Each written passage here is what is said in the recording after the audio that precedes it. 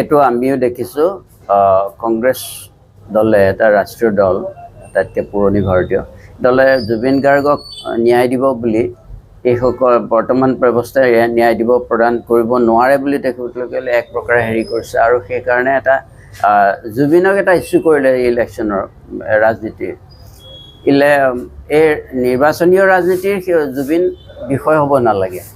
জুবিন তাৰ আজি 6 মাহ হৈছে জুবিনৰ প্ৰক্ৰিয়াটো আৰম্ভ হৈছে এটা দীৰ্ঘদিনীয়া এটা বিচাৰ প্ৰক্ৰিয়া আৰম্ভ হৈছে ভাৰতত অসমত সম্পূৰ্ণ ন্যায়নিষ্ঠভাৱে আগবাঢ়ি গৈছে। গতিকে এই ক্ষেত্ৰত আহি কোনোবা দলে ৰাজনৈতিক দলে এই জুবিনক লৈ আকৌ মুনাফা অৰ্জন কৰিব সেইটো আমি বিচৰা নাই।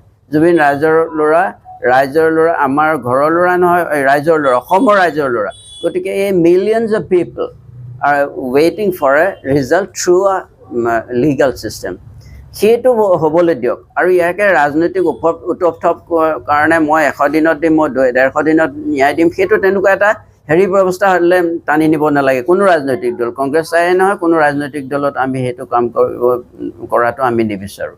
গতিকে মই এইটো কাৰণে এটা পুনৰ এবাৰ মই ইতিমধ্যে কৈছিলোঁ যে পুনৰ এবাৰ আহ্বান কৰিছোঁ যে জুবিনক ইছ্যু কৰি ল'ব নালাগে, মায়াবিনী গানেৰে কোনো ৰাজনৈতিক আৰম্ভ হ'ব নালাগে।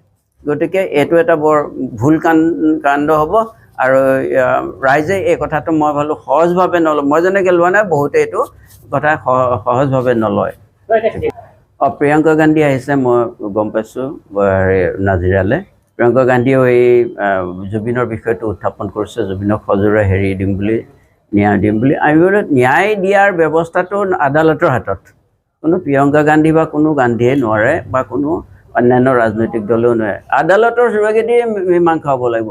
আদালতত আমাৰ ন্যায়নিষ্ঠ অভিজ্ঞ জাজসকল আছে আৰু সকলে জুবিনৰ হৈ যিসকলে ওকালতি কৰি আছে সেইসকলে যথেষ্ট কষ্ট কৰি অভিযোগনামাৰ ওপৰত প্ৰদান কৰি আছে।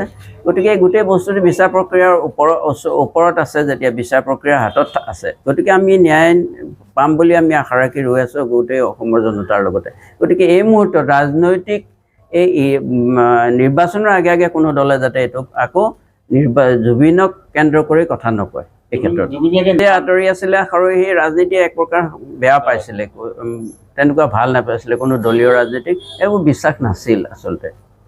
দিশত এখন নিকা সমাজৰ কথা কৈছিল, কিন্তু নট থ্ৰু দিছ পলিটিকেল ৰেংলিংছ বা পলিটিকেল তেনেকুৱা যোগেদি নহয়।